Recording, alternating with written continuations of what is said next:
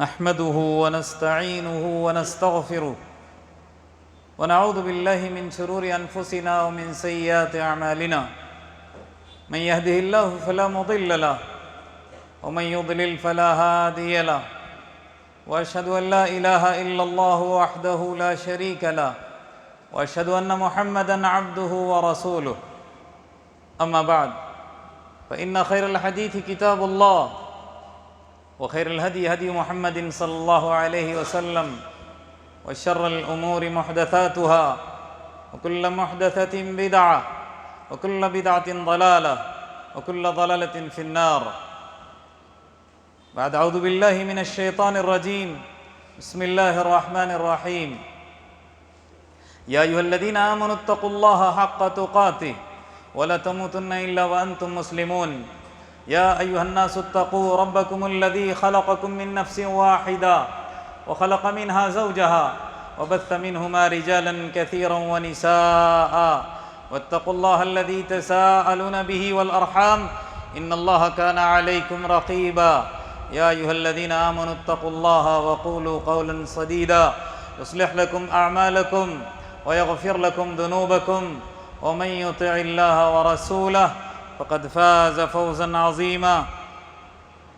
وقال الله تبارك وتعالى في موضع آخر: شرع لكم من الدين ما وصى به نوحا والذي أوحينا إليك ما وصينا به إبراهيم وموسى وعيسى أن أقيموا الدين ولا تتفرقوا فيه. رب اشرح لي صدري ويسر لي أمري واحلل عقدة من لساني يفقهوا قولي. ربي زدني علما. سبحانك لا علم لنا إلا ما علمتنا إنك أنت العليم الحكيم.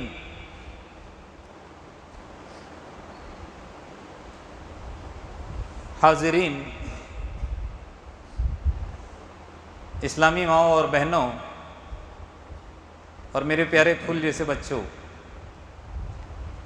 ہر طرح کی کبریائی، بڑائی، بزرگی اس ایک اللہ وحدہ لا شریک کے لیے لائق اور زیبا، جس نے مجھ کو اور آپ کو رمضان المبارک کے روزے، اس کے قیام، اس کے اندر تلاوت، اذکار، تسبیحات اور دیگر عبادات کی طاقت اور قوت بخشی.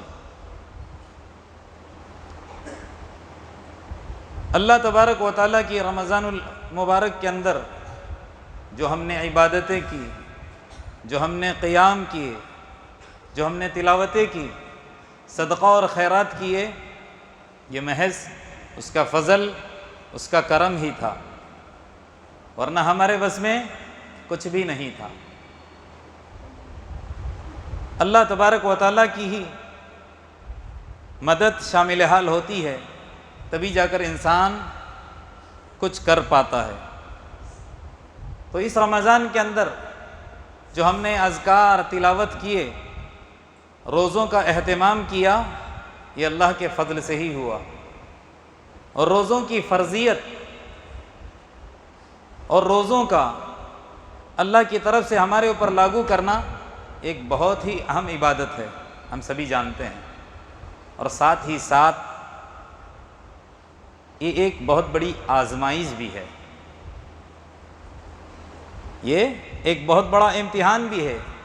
جب انسان نے رمضان کے پورے مہینے کے روزے رکھ لیے تو اس نے ایک اہم فریضہ ادا کیا، ساتھ ہی ساتھ ایک بہت بڑے امتحان میں وہ کیا ہو گیا؟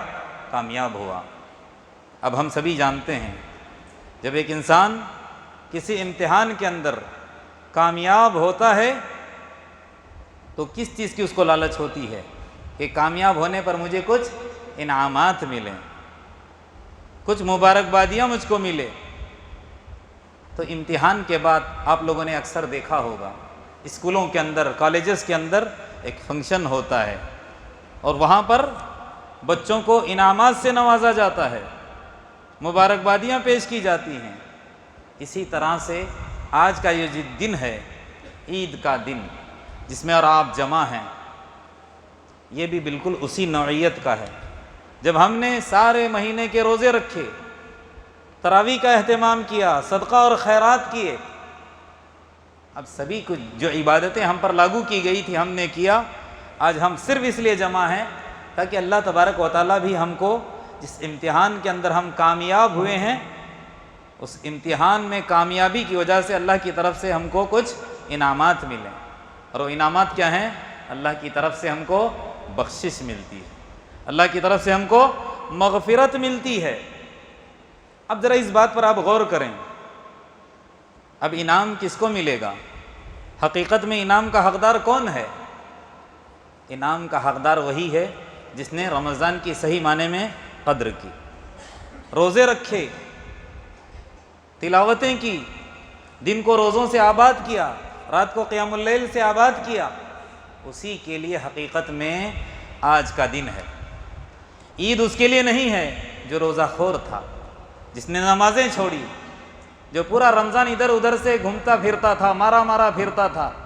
یا یوں سمجھ لیجئے بعض لوگوں کا رمضان اس لیے آتا ہے کہ سال بھر کی کمائی اس مہینے میں ہوتی ہے، راتیں آتی ہیں آخری طاق راتیں تاکہ ہم اللہ تبارک و تعالیٰ کا قرب حاصل کریں۔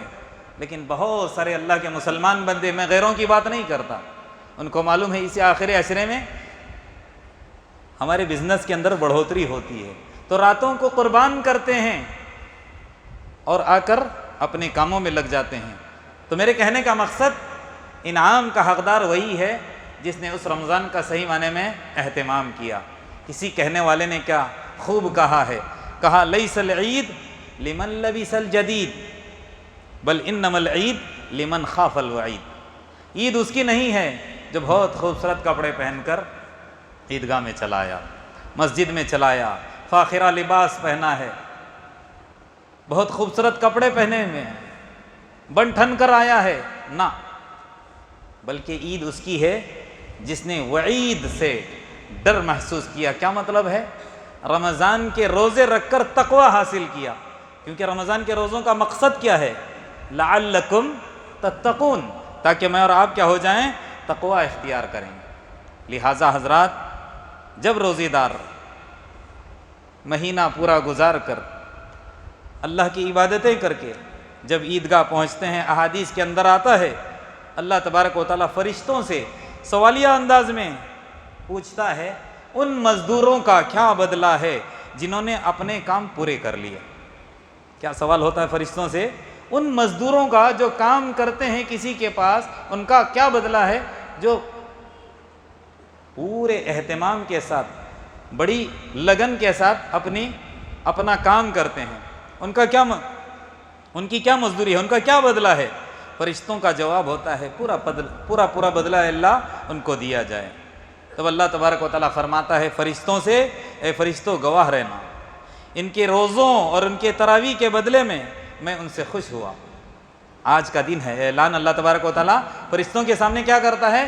ان لوگوں نے روزے رکھے، تراویح کا اہتمام کیا تھا، قرآن کی تلاوت کی تھی، مجھ کو راضی کرنے میں لگے تھے، اے فرشتوں گواہ رہنا، میں نے ان کو بخش دیا، میں ان سے راضی ہو گیا۔ اور پھر اللہ تبارک و تعالیٰ اس اجتماع کے اندر ہم سے مخاطب ہوتا ہے اور کہتا ہے میرے بندو مجھ سے مانگو۔ آج ہم عیدگاہ میں جاتے ہیں، نماز ہوتے ہی سلام پھیر کر بھاگنے کے چکر میں رہتے ہیں، سویاں کے چکر میں رہتے ہیں، نہ تھوڑی دیر ہم بیٹھیں، اس طرح کی واعظ نصیحت کے اندر بیٹھیں، جب خطیب خطبہ دے، دعا کرے، اس کی دعا کے اندر ہم شرکت کریں۔ اور یہاں کیا کہا جا رہا ہے؟ میرے بندو مجھ سے مانگو اس اجتماع میں جو کچھ دنیا اور آخرت کی بھلائی، ہاں بھلائی مانگنا ہے۔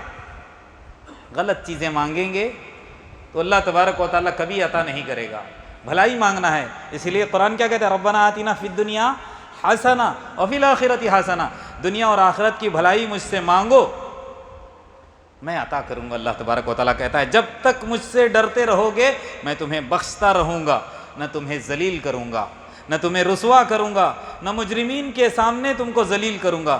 یہ اعلان جب اللہ تبارک و تعالیٰ فرشتوں کے سامنے کرتا ہے تو فرشتے بہت خوش ہوتے ہیں، جھوم اٹھتے ہیں۔ کیوں پتہ ہے؟ جب انسان کو پیدا کرنے کا اللہ نے ارادہ کیا تو سب سے پہلے اعتراض ان لوگوں نے کیا تھا کہ اللہ تو ایسوں کو پیدا کرنے جا رہا ہے جو جا کر دنیا کے اندر کیا کریں گے؟ فساد کریں گے۔ لیکن جب وہ اللہ کو راضی کرنے کا کام کرتے ہیں اور اللہ کی طرف سے ان کو انعام ملتا ہے تو بہت خوش ہوتے ہیں، بہت خوش ہوتے ہیں۔ کون؟ فرشتے۔ میرے دوستو، ہمارا جو دین ہے، دین اسلام، یہ دین فطرت ہے۔ اللہ تبارک و تعالیٰ نے اس کے اعمال، اس کے ارکان انسان کی فطرت کے موافق ہی بنائے ہیں۔ لہٰذا آپ جانتے ہیں نا، عید صرف ہماری ہی نہیں ہے، دنیا کے اندر جتنی بھی قومیں ہیں سب کیا کرتی ہیں؟ عیدیں مناتی ہیں، سب کے پاس عید ہیں، اپنے اپنے وقت پر وہ عید مناتے رہتے ہیں۔ کوئی سال بھر کے اندر 10 عید مناتے ہیں۔ اس لیے اللہ کے رسول صلی اللہ علیہ وسلم نے ساری امتوں کو سامنے رکھتے ہوئے ایک بات بخاری کی روایت ہے، فرمائی، کیا فرماتے ہیں؟ ان لکل قوم عیدا، ہر قوم کے لیے عید ہے، وہذا عیدنا۔ اور اس مجمع کے اندر جسے اللہ کے رسول صلی اللہ علیہ وسلم، چاہے وہ عید الاضحیٰ کا موقع ہو یا عید الفطر کا، مخاطب ہو کر کیا کہا؟ آج یہ ہماری عید ہے۔ اب ان کی عید میں ہماری عیدوں میں تھوڑا سا فرق ہے، ان کی عیدوں کے مقابلے میں ہماری عید بہتر ہے۔ ان کی عیدوں میں کیا ہوتا ہے؟ ان کی عیدوں میں بے حیائیاں ہوتی، ان کی عیدوں میں بے حیائی ہوتی ہے، مرد اور عورت کا ملاپ ہوتا ہے، شراب، کباب، نہ جانے اللہ کو ناراض کرنے والے کیا کیا کام نہیں ہوتے ہیں، تمام چیزیں ہوتی ہیں ان کی عیدوں کے اندر۔ اور ہماری عیدوں کے اندر ہماری شروعات کیا ہے؟ جب ہم عیدگاہ پہنچتے ہیں یا مسجد میں آ کر عید کی نماز پڑھتے ہیں تو سب سے پہلے بچے ہوں، جوان ہوں، بوڑھے ہوں، آ کر کیا کہتے ہیں؟ اللہ اکبر، اللہ اکبر۔ لہٰذا ہماری عیدوں کے اندر تکبیرات ہیں، ہماری عیدوں کے اندر تکبیرات ہیں، دعائیں ہیں، 2 گانا نماز ہے۔ ابھی ہم نے کیا کیا؟ 2 رکعت ادا کی، یہ سنت مؤکدہ ہے، بعض علماء کرام اس کو واجب قرار دیتے ہیں۔ تو ہماری عید کے اندر تکبیرات ہیں، دعائیں ہیں، اور 2 رکعت نماز کی ادائیگی ہے۔ پھر اس کے بعد صدقہ و خیرات بھی ہے، نفلی صدقہ اور خیرات بھی ہے، اور پھر آپس میں ہم ایک دوسرے سے ملتے ہیں، مصافحہ ہے، ایک دوسرے کو مبارکباد دینا ہے، تقبل اللہ منا ومنکم، یہ جملے کہنے ہیں تاکہ رمضان بھر میں ہم نے جو اعمال کیے ہیں ایک دوسرے کو دعا کر، اللہ تبارک و تعالی ہم نے جو اعمال کیے ہیں اس کو تو کیا کر لے؟ شرف قبولیت سے نواز لے۔ اور ایک بات یاد رکھ لیجئے، اللہ کے رسول صلی اللہ علیہ وسلم جب مکہ سے مدینہ پہنچے تو مدینہ جانے کے بعد اللہ کے رسول صلی اللہ علیہ وسلم نے دیکھا، کیا دیکھا پتہ ہے؟ وہاں والے مسلمان ہوئے تھے، ابتدائی اسلام کا دور تھا، 2 دن عید مناتے تھے۔ کیا کرتے تھے وہ؟ 2 دن عید مناتے تھے۔ تو اللہ کے رسول صلی اللہ علیہ وسلم نے پوچھا کہ 2 دن سے تم، میں دیکھ رہا ہوں، مستقل خوشیاں منا رہے ہو، کیا معاملہ ہے یہ؟ کہا ما ہذان الیومان، یہ 2 دن کیا ہیں، یہ کیوں اس طرح تم خوشیاں منا رہے ہو؟ تو کہنے لگے مدینہ کے وہ مسلمان، کننا نلعب فیہما فی الجاہلیہ، یہ آج کا معاملہ ہمارا نہیں ہے، زمانے جاہلیت سے چلا آ رہا ہے۔ ہم 2 دن خوشی کے لیے، لہو و لعب کے لیے، سیر و تفریح کے لیے خاص کر چکے ہیں۔ تو اللہ کے رسول صلی اللہ علیہ وسلم نے کیا فرمایا ان سے؟ جو کچھ آپ نے زمانے جاہلیت کے کام کیے تھے وہ وہیں تک رہنے دو، آگے اللہ تبارک و تعالیٰ نے تمہارے لیے تحفہ دیا ہے، وہ کیا ہے؟ اسی لیے میں نے کہا نا کہ ہمارا دین، دین اسلام، دین فطرت ہے، جیسا ہم چاہتے ہیں اسی مطابق اللہ تبارک و تعالیٰ ہمارے لیے تحفوں کا انتظام کرتا ہے، انعامات کا انتظام کرتا ہے۔ تو اللہ تبارک و تعالیٰ نے کیا کیا؟ ان اللہ قد ابدلکم بہما خیرا منہما، اللہ تبارک و تعالیٰ یہ جو 2 دن تم خوشی کے منا رہے ہو، ان 2 دنوں کے بدلے اللہ تبارک و تعالیٰ نے 2 دن مقرر کیے۔ وہ 2 دن کیا ہیں؟ یوم الاضحیٰ و یوم الفطر، ایک عید الاضحیٰ ہے اور دوسرا کون سا ہے؟ عید الفطر ہے۔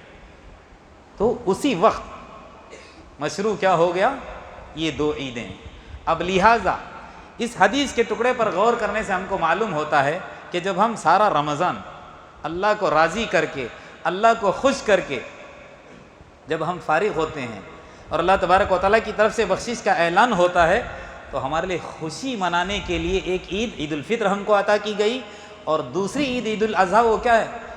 10 دن جو ہم ارکان حج کے مناتے ہیں، شروع کے 1 ذی الحجہ سے لے کر 9 ذی الحجہ تک حاجی جاتے رہتے ہیں مینا کے اندر یا حرم کے اندر ہو، جو کچھ ارکان ان کے کرنے کے ہیں، کرنے کے بعد سنت ابراہیمی کو سامنے رکھتے ہوئے اللہ تبارک و تعالیٰ نے عید الاضحیٰ کو کیا کیا؟ مشروع کیا۔ تو یہ جو 2 عیدیں ہم کو عطا کی گئی ہیں، اور یہ اس حدیث میں غور کرنے سے ایک بات کیا ملتی ہے، 2 عیدیں اس بدلے میں ہم کو عطا کی گئی ہیں۔ دوسری بات کیا ہے کہ اللہ تبارک و تعالیٰ نے یہ 2 عیدیں ہمارے لیے کیوں مشروع کی؟ وہ اس لیے تاکہ ہم دوسروں کے تہوار کے اندر شرکت نہ کریں۔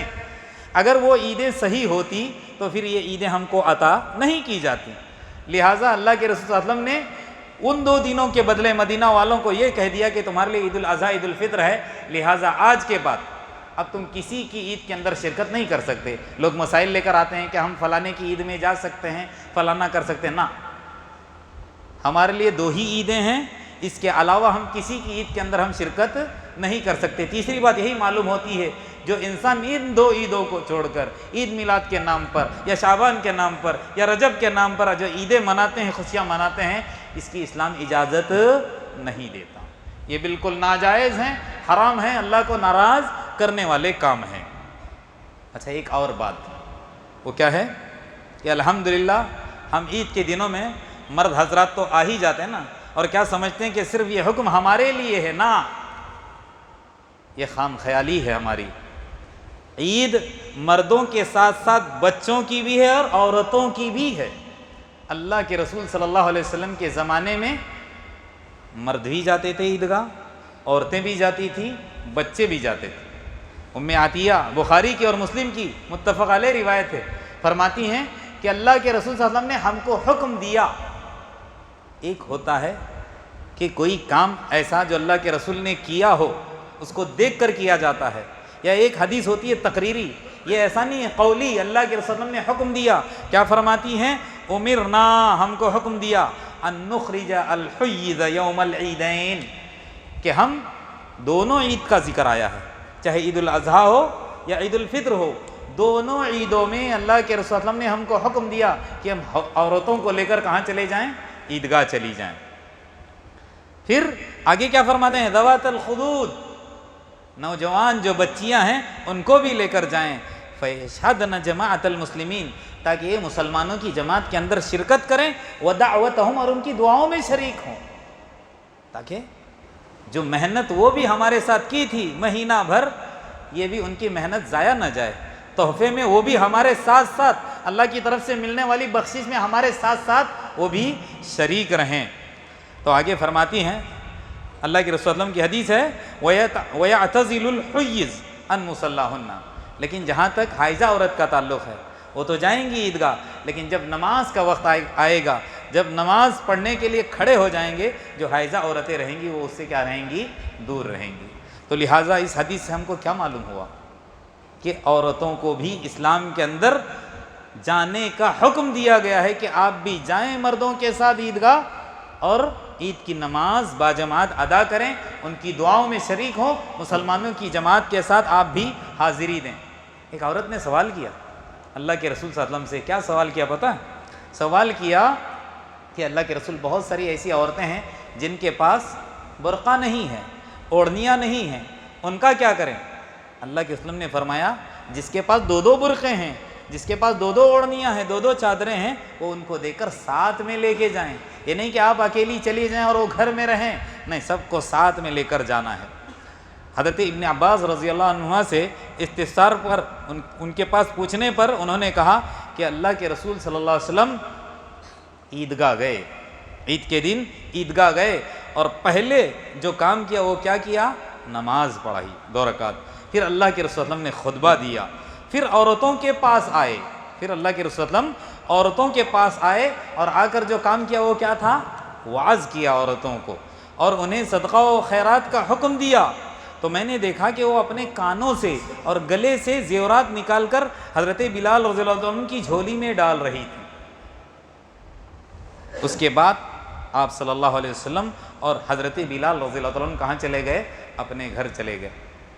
اس حدیث سے ہم کو کیا معلوم ہوتا ہے؟ جب یہ پوری حدیث کہ اسلام کے اندر عورتوں کو بھی حکم دیا گیا ہے کہ آپ جائیں اور عید کی نماز ادا کریں، لیکن آج کیا ہو رہا ہے؟ ساری دنیا ایک طرف، ہم اپنی بستی کے اوپر اگر نگاہ ڈالیں، ایسی ایسی باتیں سنائی دیتی ہیں کہ عورتیں جا سکتی ہیں، اس میں صرف بوڑھیاں جائیں گی، جوان عورتیں نہیں جائیں گی، فلانا فلانا، نہ، یہاں لفظ حائضہ کا لفظ آیا ہے، اور حیض کس کو آتا ہے؟ بوڑھی کو آتا ہے، نہ، کہنے کا مطلب یہ ہے کہ اللہ تبارک و تعالیٰ نے جو ہمارے لیے چیز مشروع کی ہے، اللہ کے رسول صلی اللہ علیہ وسلم کی زبانی جو ہم کو کہا ہے، ہم کون ہوتے ہیں اس کے اندر تبدیلی کرنے والے؟ ہم کو حق نہیں ہے، یہ اللہ کی طرف سے ان کو ملا ہوا حق ہے۔ اگر ہم ان کے حق میں حق تلفی کریں گے تو کل اللہ تبارک و تعالیٰ ہماری پکڑ کرے گا۔ یہ تنگ نظر علماء، یہ جامد علماء اپنی تنگ نظری کی وجہ سے، اپنے جمود کی وجہ سے عورتوں کو تو کیا کرتے ہیں، عیدگاہ جانے سے روکتے ہیں، نماز پڑھنے سے ان کو محروم رکھتے ہیں، مزید کیا ہے، اسلام کو بدنام کرتے ہیں۔ ایسے لوگوں کی وجہ سے اسلام کی کیا ہوتی ہے، بدنامی ہوتی ہے۔ تو لہٰذا مجھے اور آپ کو اس بات کا حق نہیں ہے کہ ہم اپنی طرف سے کچھ دین کے اندر کمی کریں۔ شروع کے اندر میں نے آیت پڑھی، اس کے اندر اللہ تبارک و تعالیٰ نے کیا فرمایا ہے، شرع لکم من الدین ما وصی بہ نوحا۔ اللہ تبارک و تعالیٰ نے وہی طریقہ تمہارے لیے مشروع قرار دیا ہے جس کا حضرت نوح علیہ السلام کو شرع لکم من الدین ما وصی بہ نوحا، یعنی کہ جہاں تک اسلام کا تعلق ہے، دین کا تعلق ہے، ازل سے چالو ہے، ابد تک رہے گا۔ جب سے دنیا قائم ہے تب سے لے کر اسلام کا سلسلہ شروع ہے، اور سب سے پہلے جو رسول بن کر دنیا کے اندر آئے وہ حضرت نوح علیہ السلام، اور ان کو جو شریعت عطا کی گئی، اے نبی وہی شریعت آپ کو بھی دی گئی ہے، وہی طریقہ جو ان کو تھا آپ کا بھی وہی طریقہ رہے گا۔ آگے کیا فرمایا اللہ تبارک و تعالیٰ، اوحینا الیک ما وصینا بہ ابراہیم، آپ کی طرف بھی ہم نے وہی کی جس بات کی ہم نے وصیت کس کو کی، ابراہیم علیہ السلام کو، موسیٰ علیہ السلام کو، عیسیٰ علیہ السلام کو، اور کیا کہا، ان اقیموا الدین ولا تتفرقوا فی، دین کو مضبوطی سے تھامے رہو، اس کے اندر تفرقہ نہ ڈالو۔ یہی تفرقہ ڈالنا ہے، اپنی طرف سے کوئی چیز کو اس کے اندر داخل کرنا ہے۔ یہ پارٹیوں کے اندر بٹنا کیا مطلب ہے اس کا؟ ہم چاہتے ہیں نا، ہم اتحاد اتحاد اتحاد، ایک جہتی ایک جہتی۔ ایک جہتی کس چیز کو کہتے ہیں پتہ ہے؟ اتحاد کس کو کہتے ہیں؟ آپ اتحاد چاہتے ہو، آپ ایک جہتی چاہتے ہو، دین پر آ جاؤ۔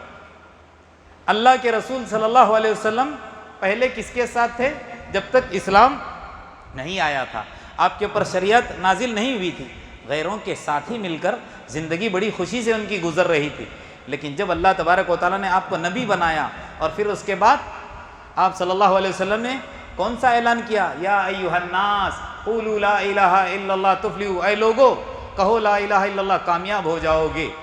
یہی ہے اتحاد۔ کیا ہے؟ یہی ہے اتحاد، کلمہ لا الہ الا اللہ پر جڑنا ہے۔ جب ہم کلمہ لا الہ الا اللہ پر جڑیں گے، اپنی طرف سے کسی چیز کو اس کے اندر داخل نہیں کریں گے، تو دنیا کے اندر بھی اللہ تبارک و تعالیٰ کی مدد ہمارے ساتھ رہے گی، اور آخرت کے اندر بھی ہمارے لیے کامیابی ہے۔ اور اگر ہم اپنی طرف سے کچھ داخل کریں گے تو پھر ہم سے گیا گزرا کوئی انسان نہیں ہوگا۔ ایک جگہ اللہ کیا فرماتا ہے، وَاعْتَصِمُوا بِحَبْلِ اللَّهِ جَمِيعًا، بارہا ہم پڑھتے ہیں نا کہ اللہ کی رسی کو کیا کرو، مضبوطی سے تھامو۔ کیا ہے یہ اللہ کی رسی؟ پتہ ہے، اللہ کی رسی قرآن ہے اور حدیث۔ اللہ کی رسی کیا ہے؟ قرآن ہے اور حدیث ہے، اس کو مضبوطی سے تھامے رکھو۔ ابن جریر رحمۃ اللہ علیہ اس کی تشریح میں فرماتے ہیں کہ اللہ کے دین پر قائم رہو جس کا اللہ نے حکم دیا ہے، اور اللہ کے قرآن میں لیے عہد پر قائم رہو جو کہ کلمہ حق پر اتحاد اور محبت سمیت احکامات الہیہ کے سامنے سر تسلیم خم کرنے پر مشتمل تھا۔ کیا مطلب ہے؟ ہم چاہتے ہیں متحد ہونا، تو ہم کو کیا کرنا پڑے گا؟ اللہ تبارک و تعالیٰ کا جو نازل کردہ قرآن ہے اس کو مضبوطی سے تھامنا پڑے گا، اور اللہ کے رسول صلی اللہ علیہ وسلم کی حدیثوں کو مضبوطی سے تھامنا پڑے گا۔ اب بعض لوگ کہہ سکتے ہیں کہ اختلافات اللہ کے رسول صلی اللہ علیہ وسلم کے صحابہ میں بھی تھا، اور آج بھی اختلاف ہے۔ ہاں بالکل صحیح ہے جو کہتے ہیں کہ اللہ کے رسول صلی اللہ علیہ وسلم کے زمانے میں بھی صحابہ میں اختلاف تھا، لیکن پتہ ہے کس چیز میں اختلاف تھا؟ آج وضاحت کرتا ہوں، دھیان سے سن لیں۔ اختلاف تھا صحابہ کے اندر قرآن کو سمجھنے کے معاملے میں، احادیث کو سمجھنے کے معاملے میں، لیکن جہاں پلیٹ فارم کا معاملہ آتا تو پلیٹ فارم سب کا ایک ہی تھا، قرآن اور حدیث۔ سب کا محور ایک تھا، سب کا مرکز ایک تھا۔ اگر سب کا مرکز ایک نہیں ہوتا، سب کا محور ایک نہیں ہوتا، مختلف ہوتا، تو حضرت عمر رضی اللہ عنہ کی بھی ایک پارٹی ہوتی، حضرت ابوبکر کی بھی ایک پارٹی ہوتی، حضرت علی اور حضرت عثمان کی بھی ایک پارٹی ہوتی۔ کسی کی پارٹیاں الگ نہیں ہوئی کہ ایک ایک کے پیچھے جماعت جانے لگی، نہ، سب لوگ کہاں جا کر جڑتے ہیں؟ اسی کلمے لا الہ الا اللہ پر جڑتے ہیں۔ یہی ہے وَاعْتَصِمُوا بِحَبْلِ اللَّهِ جَمِيعًا وَلَا تَفَرَّقُوا کا مطلب، کہ تم اللہ کی رسی کو مضبوطی سے تھامے رہو۔ اور آگے اللہ تبارک و تعالیٰ قرآن کے اندر کیا فرماتا ہے؟ وَأَنَّ هَذَا صِرَاطِي، سن لو یہ میرا راستہ ہے، مستقیمہ سیدھا راستہ ہے، فَاتَّبِعُوا، اسی کے پیچھے چلو کہتا۔ کامیاب ہونا چاہتے ہیں نا ہم، کیا کرنا پڑے گا؟ وہی قرآن اور حدیث، فَاتَّبِعُوا وَلَا تَتَّبِعُوا السُّبُلَ، ادھر ادھر دوسرے راستوں کی طرف مت جانا، کیا ہو جائے گا؟ فَتَفَرَّقَ بِكُمْ عَنْ سَبِيلِهِ، جب تم دوسرے راستے پر جاؤ گے تو صحیح جو راستہ ہے اس سے تم بھٹک جاؤ گے، پھر تم کو راستہ نہیں مل پائے گا، پٹری نہیں مل پائے گی۔ آگے کیا فرماتا ہے اللہ؟ ان هذه امتکم امۃ واحدہ، یہ جو امت ایک ہی امت ہے، لہٰذا آگے کیا فرماتا ہے؟ وانا ربکم فاعبدون، میں تمہارا رب ہوں، تم کیا کرو؟ میری عبادت کرو، مجھ کو پکارو، میرے ساتھ کسی کو شریک مت کرو، میری نازل کردہ چیزوں کے اندر اپنی طرف سے کسی چیز کی ملاوٹ نہ کرو۔ دین مکمل ہو چکا ہے، اب نہ اس کے اندر کچھ زیادتی کر سکتے ہیں اور نہ ہی اس کے اندر ہم کچھ کمی کر سکتے ہیں۔ آخری آیت پڑھ کر میں اپنی بات ختم کرتا ہوں۔ قرآن کے اندر اللہ فرماتا ہے ان الذین فرقوا دینہم، جن لوگوں نے اپنے دین کے اندر تفرقہ کیا، پارٹیاں کی، الگ الگ جماعت ایک ایک لوگوں کے پیچھے چلنے لگی، وکانوا شیعا، الگ الگ پارٹیوں میں بن گئی، اللہ تبارک و تعالیٰ اپنے نبی سے کہتا ہے لست منہم، اور نبی کے پیروکاروں سے بھی کہ آپ کا ان سے کوئی تعلق نہیں ہے۔ اگر ہم کسی کو سمجھاتے ہیں، ہماری بات اگر کوئی نہیں مانتا تو اب ہمارا ان کے ساتھ کوئی معاملہ نہیں ہے، ہماری حجت پوری ہو جائے گی۔ آگے اللہ کیا فرماتا ہے؟ انما امرہم الی اللہ، ان کا معاملہ اللہ کے حوالے ہے، ثم ینبئہم، اب آنکھ جب بند ہو جائے گی سبوں کو معلوم ہو جائے گا بما کانوا یفعلون، کیا کر رہے تھے، کہاں رہتے تو کامیاب ہوتے، کس کے پیچھے چلے کیا ہو گیا، یہ سب کب معلوم ہو جائے گا؟ جب اس دنیا سے رخصت ہو جائے گا۔ بس آخر میں اللہ تبارک و تعالیٰ سے دعا ہے، جتنی باتیں میں نے کہی ہے سب سے پہلے اللہ تبارک و تعالیٰ مجھ کو اس پر عمل کرنے کی توفیق عطا فرمائے، ساتھ میں آپ لوگوں کو بھی جتنے ہم نے رمضان کے اندر ٹوٹے پھوٹے سے اعمال کیے ہیں، اللہ تبارک و تعالیٰ اس کو صرف قبولیت سے نوازے، اور یہ جو دن ہے اللہ تبارک و تعالیٰ، اس دن کے اندر اللہ تبارک و تعالیٰ ہم تماموں کی مغفرت کرے۔ اللہ تبارک و تعالیٰ ہم کو اس دن کے اندر یہاں جو ہم جمع ہے، جس انعام کو حاصل کرنے کے لیے آئے ہیں، اللہ تبارک و تعالیٰ اس انعام سے یعنی بخشش اور مغفرت سے اللہ تبارک و تعالیٰ نوازے۔ اللہ تبارک و تعالیٰ اخلاص اور للہیت میرے اور آپ کے اندر پیدا کرے، دکھاوے سے، نام و نمود سے اللہ تبارک و تعالیٰ میرے اور آپ کی حفاظت فرمائے، ہمارے ایمان کے اندر اللہ تبارک و تعالیٰ تقویت عطا کرے، شرک سے، بدعات سے، نام و نمود سے اللہ تبارک و تعالیٰ میرے اور آپ کی حفاظت فرمائے۔ جو ہم میں پریشان حال ہے ان کی پریشانی اللہ تبارک و تعالیٰ دور کرے، جو بے اولاد ہیں ان کو اولاد صالح سے نوازے، جو بن بیاہی بچیاں اللہ تبارک و تعالیٰ ان کے بہترین جوڑ کا انتظام فرمائے، خصوصاً ان لوگوں کو جو ناجائز مقدمات کے اندر ماخوذ ہیں، اللہ تبارک و تعالیٰ غیب سے ان کے خلاصی کے فیصلے فرمائے، آمین۔ ربنا آتنا فی الدنیا حسنہ وفی الآخرۃ حسنہ وقنا عذاب النار، ربنا علیک توکلنا والیک انبنا والیک المصیر، ربنا ظلمنا انفسنا وان لم تغفر لنا وترحمنا لنکونن من الخاسرین، ربنا لا تؤاخذنا إن نسينا وأخطأنا، ربنا ولا تحمل علينا إصرا كما حملته على الذين من قبلنا، ربنا ولا تحملنا ما لا طاقة لنا به، واعف عنا واغفر لنا وارحمنا أنت مولانا فانصرنا على القوم الكافرين، ربنا لا تزغ قلوبنا بعد إذ هديتنا وهب لنا من لدنك رحمة إنك أنت الوهاب، يا مقلب القلوب ثبت قلوبنا على دينك، يا مصرف القلوب صرف قلوبنا على طاعتك، ربنا تقبل منا إنك أنت السميع العليم وتب علينا إنك أنت التواب الرحيم، آمين۔ سبحان ربك رب العزة عما يصفون وسلام على المرسلين والحمد لله رب العالمين۔